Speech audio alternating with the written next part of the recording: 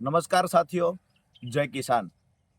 Botad marketing યાર્ડની અંદર વર્ષોથી કડદા પ્રથા સિસ્ટમ ચાલે છે, જેના કારણે ખેડૂતોના ખિસ્સા કપાઈ રહ્યા હતા।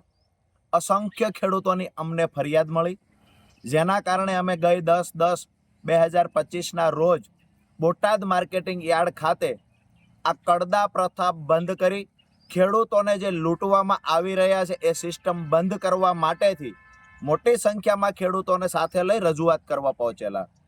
અમારી રજૂઆતને સાંભળ્યા પછી પણ એકદમ વ્યાજબી રજૂઆત હોવા છતાં પણ કડદા પ્રથા બંધ થશે આવી અમને લેખિત બાંહેધરી ન મળી।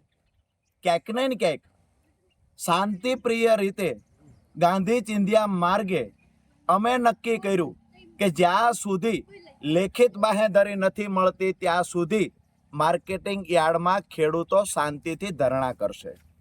મોડી રાત્રે પોલીસ આવે છે, લાઠીચાર્જ કરે છે, અમને ઉઠાવી જાય છે।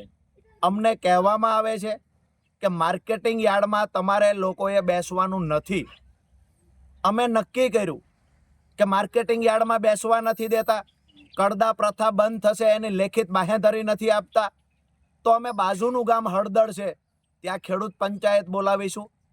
તો 12/10/2025 સાંજે 4 વાગે હળદળ ગામમાં ખેડૂત પંચાયતનું અમે આયોજન કર્યું।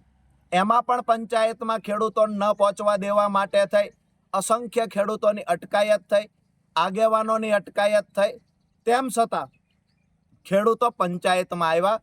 હું અને મારા સાથી મિત્ર પ્રવીણભાઈ પણ પંચાયતમાં પહોંચ્યા। ક્યાંક ને ક્યાંક થોડી જ વારની અંદર પોલીસ આવે છે, ત્યાં આવીને લાઠીચાર્જ કરે છે, ત્યાં આવીને ટીયર ગેસ છોડે છે અને ત્યાં આવી આ ટોળાને હેરાન કરવાનું કામ પોલીસે કર્યું, ટોળાને ઉશ્કેરવાનું કામ પોલીસે કર્યું છે। જેના કારણે ક્યાંક ને ક્યાંક એવું બન્યું પોલીસ અને ખેડૂતો વચ્ચે ઘર્ષણ થયું। એ ઘર્ષણના કારણે ક્યાંક ને ક્યાંક બંને તરફ થોડા લોકો ઈજાગ્રસ્ત થયા, પરંતુ પોલીસે ખેડૂતો પર ગંભીર ગુનાઓ દાખલ કર્યા, અસંખ્ય ખેડૂતો પર લાઠી વરસાવી, નિર્દોષ ખેડૂતોને મારવામાં આવ્યો, ખેડૂતોના ઘરમાં તોડફોડ કરવામાં આવી, ખેડૂતોના વાહનોમાં તોડફોડ કરવામાં આવી। મારી પ્રશાસનને વિનંતી છે, તમને દુશ્મની છે તો રાજુ કરપડાથી છે, પ્રવીણ રામથી છે, તમને દુશ્મની ખેડૂતોથી શા માટે છે? તમામ ખેડૂતોને ટૂંક સમયમાં છોડી દેવામાં આવે। હું અને પ્રવીણભાઈ રામ આવતી 16 તારીખ એટલે કે પરમ દિવસ અમદાવાદ પાર્ટી કાર્યાલય ખાતે બપોરે 11 કલાકે અનશન પર બેસવાના છીએ। પોલીસને લઈ જવા હોય અમને ત્યાંથી લઈ જાય, પણ મારા નિર્દોષ ભાઈઓ ખેડૂતોને છોડી દે આ નમ્ર વિનંતી કરું છું। તમારે લાઠીઓ મારવી હોય તો અમારે પીઠ પર મારો, જેલમાં પૂરવા હોય તો જેટલા દિવસ રાખવા હોય એટલા અમને રાખો, પણ નિર્દોષ ખેડૂતો પર અત્યાચાર ન ગુજારશો। અમે સામે ચાલીને અમદાવાદ ખાતે આવી રહ્યા છીએ। આવતી 16/10/2025 બપોરે 11 કલાકે ગાંધી ચિંધ્યા માર્ગે ફરી વખત અમે લોકો ધરણા પર બેસીશું। જય કિસાન। સાથે જ તમામ સાથીઓને એક સંદેશ આપવાનો કે અમે લોકો જેલમાં ગયા પછી પોલીસ અત્યાચાર કરવો હોય એટલો કરી લે, અમારા ખેડૂત પરિવારોને બચાવવા માટે તમામ અત્યાચારોમાંથી પસાર થશું, પણ આવતી 31 તારીખે ગુજરાતના કોઈ પણ જિલ્લામાં કિસાન મહાપંચાયતનું આયોજન થાય, માન્ય અરવિંદ કેજરીવાલજી એમાં આવતા હોય તો તમામ ખેડૂતોનું વિનંતી કરું છું કે હું તો ભલે જેલમાં હશું, પણ તમારે લોકોએ ખેડૂત પંચાયતની અંદર ખેડૂતોની તાકાત શું છે એ બતાવવાની છે।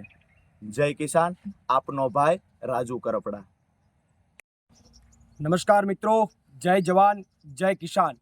થોડા દિવસો પહેલા બોટાદ માર્કેટિંગ યાર્ડની અંદર અમારા ખેડૂત નેતા રાજુભાઈ કરપડાની આગેવાનીમાં જે એક લડાઈની, એક ક્રાંતિની જે શરૂઆત થઈ, અને એ ક્રાંતિની શરૂઆત બાદ જ્યારે એક સભા, એક કિસાન પંચાયત બોલાવવાનું જ્યારે આયોજન થયું અને હળદળ ગામની અંદર ખેડૂતો જ્યારે ઉપસ્થિત થયા અને ત્યારે એક શાંતિપૂર્ણક રીતે જ્યારે કિસાન પંચાયતનું આયોજન થયું, એમની અંદર હું અને રાજુભાઈ કરપડા બંને ઉપસ્થિત હતા।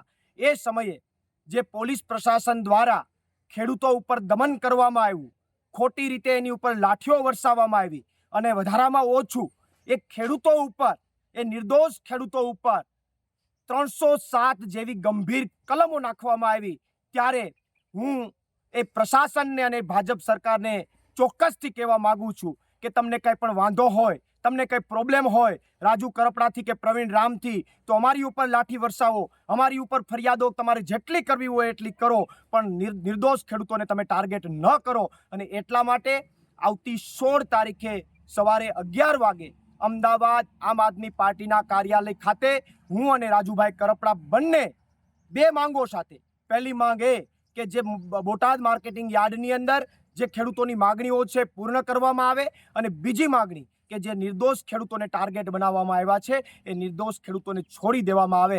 આ બંને માગણી સાથે અમે બંને વ્યક્તિઓ ત્યાં આમરણ ઉપવાસ ઉપર 11 વાગે બેસવાના છે. પોલીસે અમને પકડવા હોય તો પકડી લે, અમારું આંદોલન ચાલુ રહેશે, અમારી ક્રાંતિ ચાલુ રહેશે. અને હું જનતાને પણ કહેવા માંગુ છું કે રાજુ કરપડા કે પ્રવીણ રામ મહત્વના નથી, રાજુ કરપડા કે પ્રવીણ રામ મહત્વના નથી. અમને ભલે જેલમાં લઈ જાય, ખેડૂતો માટે જેલમાં જવા પણ તૈયાર છે, ખેડૂતો માટે લાઠીઓ ખાવા પણ તૈયાર છે, પણ અમે જતા રહીએ પછી પણ આ ખેડૂતોની જે ક્રાંતિની શરૂઆત થઈ છે એ ક્રાંતિની શરૂઆત તમામ ખેડૂત મિત્રો ગાંધી ચિંધ્યા માર્ગે ચાલુ રાખજો એવી તમામને નમ્ર અપીલ કરું છું. પ્રવીણ રામ, પ્રદેશ ફ્રન્ટલ અધ્યક્ષ, આમ આદમી પાર્ટી.